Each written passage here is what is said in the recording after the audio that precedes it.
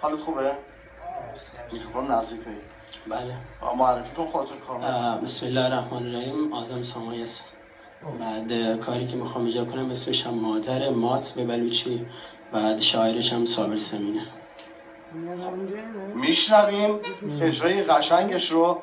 ضمن این که من خواهش میکنم همه دوستانی که اینجا هستن همراهی بکنن تا یه کار قشنگ رو از دوست عزیز و هنرمندمون ببینیم بشنویم. بعد برگردم من قولی که دادم راجع به توسعه گردشگری با این دکتر آقایی بیشتر صحبت بکنیم. به من اجازه میدید من مرخص بشم؟ بفرمایید. خواهش میکنم.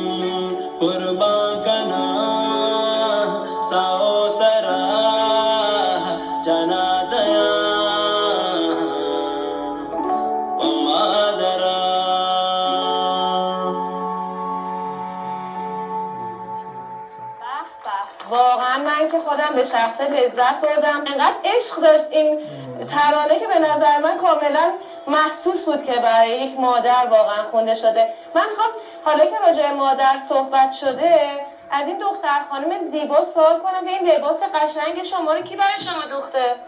مامان.